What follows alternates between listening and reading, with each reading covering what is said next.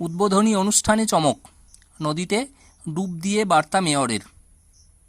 নমস্কার বন্ধুগণ, আজকের এই ভিডিওতে আমি আপনাদের একটা সংবাদ প্রতিবেদন পাঠ করে শোনাব। আসুন তাহলে শুরু করা যাক। 17 জুলাই, 10 দিনও বাকি নেই প্যারিস অলিম্পিক শুরু হতে। তার আগে নিরাপত্তার বলয়ে ঢেকে দেওয়া হচ্ছে প্যারিসকে। সেন নদীর বুকে টহল দিচ্ছে ফরাসি সৈন্য।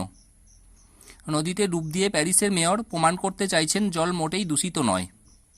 আরও অভাবনীয় ব্যাপার হলো, ভারতীয় নিরাপত্তারক্ষী দলও পৌঁছে গিয়েছে ফ্রান্সের রাজধানীতে, সঙ্গে বিশেষ প্রশিক্ষণপ্রাপ্ত কুকুর। লক্ষ্য একটাই, অলিম্পিক্সের সময় যাতে প্যারিসে নিরাপত্তাজনিত কোনো সমস্যা না হয়।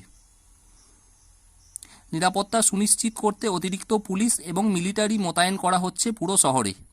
অলিম্পিক্স কেন্দ্র, গেমস ভিলেজ, মিডিয়া সেন্টার এবং গুরুত্বপূর্ণ আরও কিছু কিছু জায়গায় বিশেষ নিরাপত্তার ব্যবস্থা করা হয়েছে।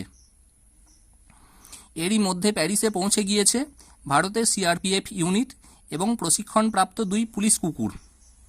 সব মিলিয়ে 10টি K9 টিমকে বাছা হয়েছে, যার মধ্যে ভারত থেকে গিয়েছে 2টি টিম। বিভিন্ন পরীক্ষায় পাস করার পরে সেন্ট্রাল রিজার্ভ পুলিশ ফোর্সের 2 কুকুরকে বেছে নেওয়া হয়েছে এই কাজের জন্য। তাদের নাম ভাস্ট আর ডেনবি। বাকিদের সঙ্গে তাদেরও দায়িত্ব থাকবে অলিম্পিক্সের বিভিন্ন কেন্দ্রে নিরাপত্তা সুনিশ্চিত করা। 10 তারিখ রওনা দিয়েছিল 10 সদস্যের সিআরপিএফ দল। বুধবার আইফেল টাওয়ারের সামনে দাঁড়িয়ে ছবিও তোলেন তারা। আরও একটা অভাবনীয় ঘটনা ঘটেছে এদিন। প্যারিসের মেয়র অ্যান হিদালগো সাঁতার কাটেন সেন নদীতে। তার পিছনে অবশ্য একটা কারণও আছে। বিশেষ একটি বার্তা দিতে চেয়েছেন তিনি। বেশ কিছুদিন আগে হিদালগো ঘোষণা করেছিলেন তিনি নিজে নদীতে ডুব দিয়ে প্রমাণ করবেন জলে কোনো দূষণ নেই।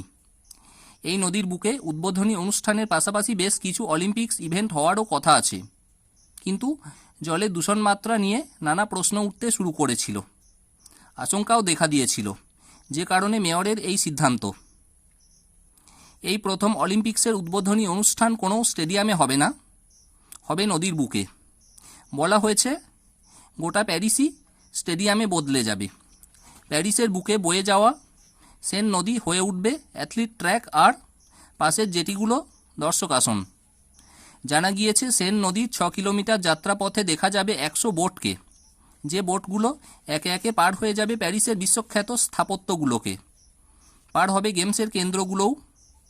এই বোটগুলোর মধ্যেই থাকবেন ক্রীড়াবিদরা। উদ্বোধনী অনুষ্ঠানের সমাপ্তি ঘোষণা হবে চ্যাম্পিয়ন্স পার্কে। অস্থায়ী এই স্টেডিয়াম গড়ে তোলা হয়েছে আইফেল টাওয়ারের খুব কাছেই, যে স্টেডিয়ামে 13,000 দর্শক আসন রয়েছে।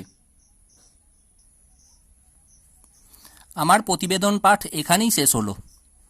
কেমন লাগলো অবশ্যই কমেন্ট করে জানাবেন। ভালো লাগলে আমার চ্যানেল সাবস্ক্রাইব করে নেবেন। ভিডিওটি শেষ পর্যন্ত দেখার জন্য ধন্যবাদ।